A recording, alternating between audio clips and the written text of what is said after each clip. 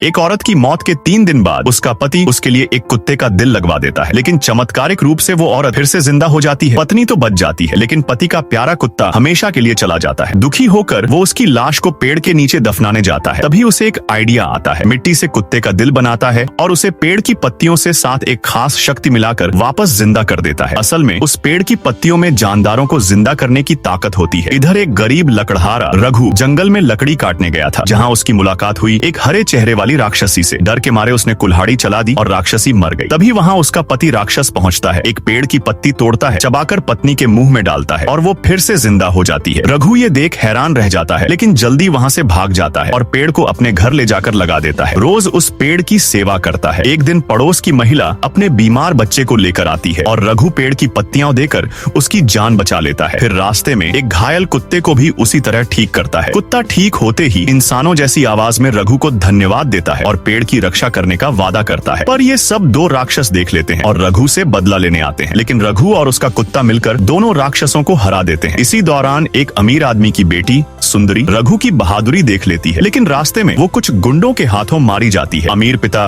रघु से मदद मांगता है। रघु पेड़ की पत्तियां देकर सुंदरी को भी जिंदा कर देता है। कृतज्ञ होकर अमीर पिता अपनी बेटी की शादी रघु से करा देता है। शादी के बाद दोनों की जिंदगी खुशहाल चलने लगती है, लेकिन वही गुंडा भालू फिर से आकर सुंदरी को मार देता है और उसका दिल निकाल देता है ताकि रघु उसे दोबारा जिंदा न कर पाए। गम से टूटे रघु को कुत्ता कहता है कि उसका दिल निकाल लो। पहले तो रघु मना करता है, लेकिन फिर वो कुत्ते का दिल सुंदरी के शरीर में डाल देता है और वो फिर जिंदा हो जाती है, मगर उसे कुछ याद नहीं रहता। वो कुत्ते को पहचानती तक नहीं। रघु फिर से मिट्टी से दिल बनाता है और पेड़ की पत्तियों से कुत्ते को जिंदा कर देता है। सब कुछ फिर से ठीक लगने लगता है, लेकिन एक दिन जब सुंदरी कपड़े धो रही थी, गलती से पेड़ पर गंदा पानी फेंक देती है। पेड़ नाराज होकर जोर से हिलने लगता है। रघु उसे थाम लेता है, लेकिन पेड़ जड़ से उखड़कर रघु को लेकर आसमान में उड़ जाता है। सुंदरी की याददाश्त लौट आती है। वो रघु को बुलाती है, लेकिन तब तक वो आसमान में गायब हो चुका होता है। आज भी वो झोपड़ी के बाहर बैठी रहती है, उम्मीद में कि शायद कोई चमत्कार फिर हो जाए।